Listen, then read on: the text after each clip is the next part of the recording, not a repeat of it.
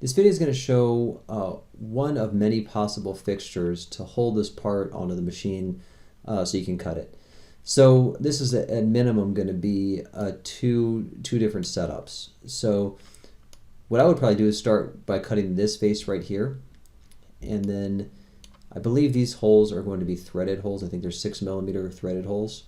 So then I would make an adapter, kind of an intermediate fixture, which is what we're going to make in this video here, that attaches to another fixture that's on the machine, kind of a more permanent fixture.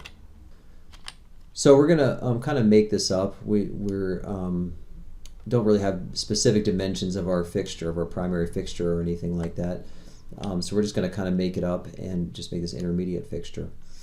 So yeah, so let's go ahead and get started here. So basically we just come over here to sketch, or sorry, to 3D CAD and say create a new 2D sketch. Okay, I'm going to click on that, and now what we're going to do is it defaults to the a sketch in the XY plane, but since we're going to be working on this face right here, we're going to change that to our XZ plane. Okay, something like that. So now if I right click and say set view to plane, then we get this face right here. Okay. So the next thing we're going to do in the sketch, we do project curve to sketch plane. This will allow us to select some geometry from our, actually from anything. It does not necessarily have to be from a 3D object. It can be from anything, just any curve, and then it projects it to that plane. And the curve does not necessarily have to be parallel to the sketch plane. It can kind of be in any orientation. So I just clicked on these two that are really important because those are threaded holes, and we might make some sort of a plug for the center and then the outer, the perimeter of this part here. Okay. So when I turn off the part that we're actually trying to make, now we're left with these four entities that I clicked off, or these four chains in our sketch plane. Okay. So now what we're going to do is create a rectangle around this, and we'll do something like that. And we'll type in some exact numbers. I think we're going to do maybe 70 by 60, and we're working in metric here, in millimeters. I picked millimeters just because this part was originally made in metric, so it makes some of the calculations a little bit easier. Okay, so the next thing I'm going to do is give us a few holes here in the corner, and these are going to be the holes that are going to attach this fixture plate to the machine or to the primary fixture. Okay. Okay, so we have some dimensions here. We're going to actually type in some exact dimensions. We'll do -30 there by 30, and then we'll do 25 here. Okay. Something like this, -25. Okay. Yeah, and let's do our radius. We'll do 3 of these, the same 6mm bolts. So we'll do 3mm radius. Okay.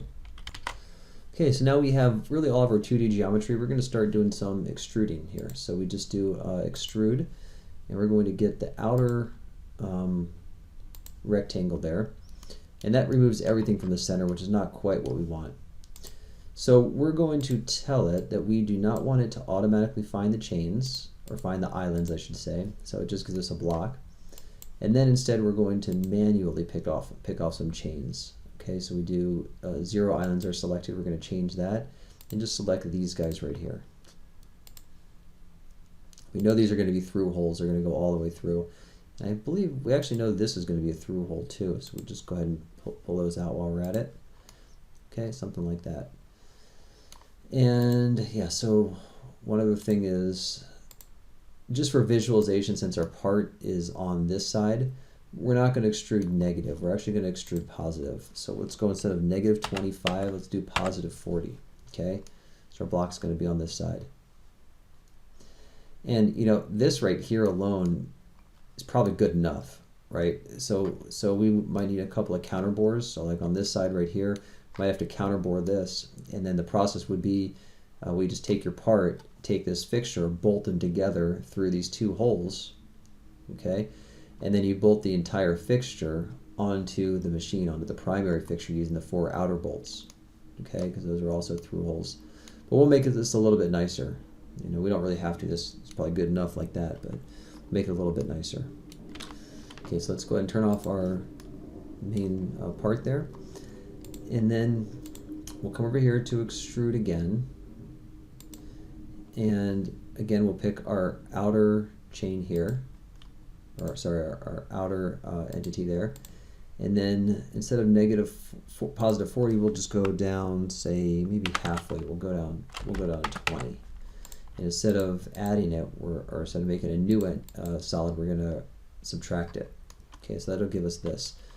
And essentially what that did is that just selected the outside, so extruded everything until it got to that first island, which is kind of our outer perimeter. So that's what we want. Okay, and so now what we can do is we can either take this center plug here and extend it up, or we can take this outer area and just remove it, extrude, remove it. So let's go ahead and extend this up. That might be a little bit easier, although it's pretty much the same thing. And this will actually be good because now it'll show it going into the part. So that's the way to go actually. So we'll just click on this and it extrudes it up. Now this makes a new entity. Well, we don't really want that. We want this to add to the existing entity that's there. Right, so now you can tell these are all connected because they're the same color and we've added it. So we only really need to go in maybe 5 millimeters or something like that. Oh, negative 5 millimeters because we're actually into the part now, so it's a negative number. Okay, something like that. Okay, so that's looking pretty good. So again, this would probably work just as is. We can turn on our part. We can kind of see how it's going to all bolt together. So the one last thing that would probably be critical to this would be to countersink these holes right here.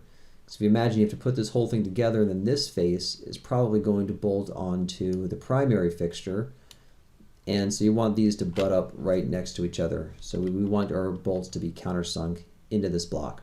Okay. Okay, so the way we do that is we just come over here to this side, and then we would again do an extrude, and we'll select this hole and this hole, and we'll do a subtraction operation. And let's see, so the other one's 40, so we're going to start at 35 and go to 40. Oh, and I just realized I made a mistake. Obviously, that won't do much of anything. Kind of did something there. That's not what we want. What we're going to have to do is, before we do any of this, we're going to have to basically extrude out or make some bigger holes here. So what we're going to do is actually take these holes right here, and we're going to offset them. Oops, no, that's not right. We're going to do a 2D offset, so just click on that, and then we click right here, and right here, and that's probably good enough. Okay, so now the extrude that we added down here, we should be able to just then select this and this right here.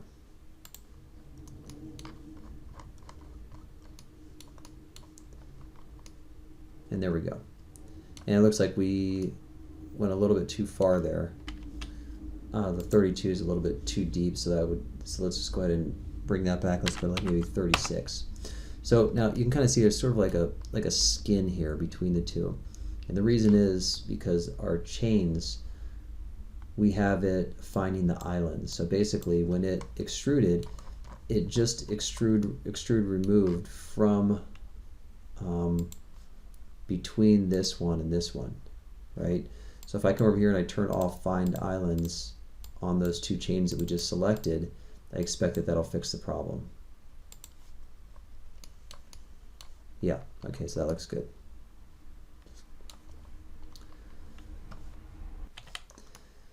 Okay, so that's pretty much it. I can't think of anything else that we would have to do for our design. All right, this plug goes into the part here. You can probably see it if we zoom in. Yeah. So let's go ahead and just now start making this. Let's make a couple of the toolpaths for that. Okay, so now we're going to look at making a toolpath to cut this all out, basically. So we're going to hold this block, the starting material, in a vise, real simple holding fixture here. So the first thing we're going to want to do is tell it how we are orienting this part in the vise. Now right now we're telling it that it's, the Z is up that way, so we're telling it we're holding it from that side, which is not right. So obviously we're going to want this side to be up right here. So we're going to click on the stock workpiece, and that's the origin right there, and we do an arc or circle center, and we just click on this top circle. And then it decided to just, by default, just put the Z-axis down, which is wrong, so we're going to want to change the orientation, and we'll get, let's see, something like that. So we have the X-axis going this way, so then we're just going to do flip Y. Okay, so now that's what we're looking for right there. Okay, so now also if I do a back view, you can now see we're looking straight down on top of it. So, and the reason that we didn't orient this part so we can do a top view is because when we put our part on it, this is actually going to be the top view right there. So we're kind of designing this sort of upside down in a sense, but that's okay. It's not a problem. So now we're going to just insert some pocket instructions. We'll do 2D CAD and then pocket, and then we're leaving the default 1/2 inch end mill for aluminum cutting. So then we're going to chain, click on the chains down here, and the first thing we're going to want to do is probably just cut this area down right here, so down to this level. So we just click on that edge right there, then hit OK. And now that's going to, it kind of understands that this is sort of an island here, just based on the 3D model. So it has decided to start from our starting workpiece, or a stock workpiece, and just work from there and work its way in. Now, right now we're just leaving the default stock workpiece. This may have to be changed depending on what you're starting with, but for now we're just going to, the default stock workpiece is fine. Okay, so that's one toolpath. So that's basically it. We have our, X step over here. Let's go ahead and change over to inch, since the tool we're working on now is in inch. So it defaults to a 100 thou step over and a 5 thou cleanup pass, which is fine. So now if we're actually on a machine, we can just press cycle start, and you'll see the, the tool will go down and actually start cutting this out. And we haven't set feeds and speeds or anything. That's one other thing that we should probably look at real quick here. We have the material type. We're going to make this out of aluminum, probably, or we could make it out of steel. So we'll just say aluminum for now.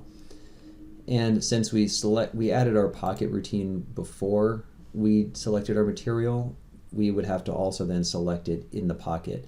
Had we selected our material first and then added the pocket, it would have automatically filled this in. So we're just going to select aluminum, so now it's going to fill in our feeds and speeds, so everything will speed up quite a bit. Right? Something like that. So this looks like it's going to cut at 150 inches a minute, something crazy like that. So, okay, so let's go ahead and just stop that. And now we'll go ahead and just comment out that pocket. We're done with that, and same process as last time. And notice it's now selected aluminum for us automatically. So now for this, we're going to select this bottom chain down here, and that'll give us this bottom pocket down here. So the same sort of thing. We can change our step over if we have to, but for what we're doing, this is gonna work out okay. So now we just have to drill, and actually there's no tapping in this, so we just have to drill some holes.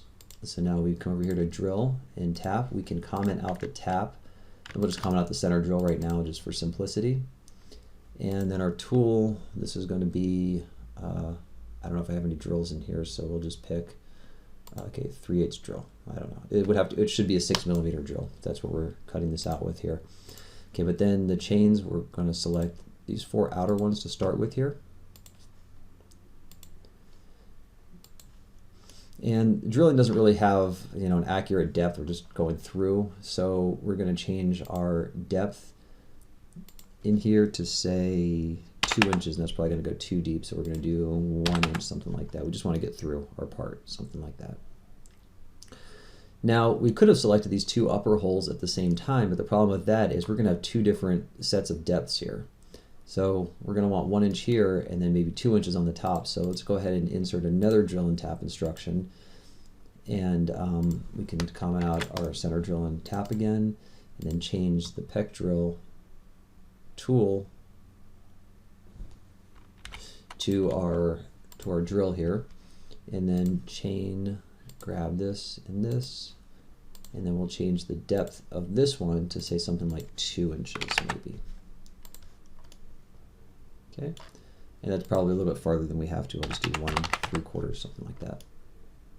Okay, so that all looks good. So that's pretty much it. The only other thing that we would have to do is flip this whole thing over and then cut out these counterbores. So we'd have to basically set our 0 on this face here, and then one of these holes, and then hold this part upside down in a vise, and then just select a pocket over here. So let's go ahead and just do that real quick. So let's insert a pocket, and now we're going to need a smaller tool to fit in there, I believe. So let's pick, instead of a 1/2 inch, we'll do a 3/8. And now, since we're working on the top, we're going to tell it that one of these circles, whichever one we decide to use, probably this one right here, like this is our 0 up here. Change orientation, something like that. Then we flip the Y. Okay. So now we can select our chains, and assuming our tool's not too big, we should just cut right down to that depth. Okay, so that pretty much looks good. So that's pretty much the way that you can make this entire part here. Okay, thanks for watching.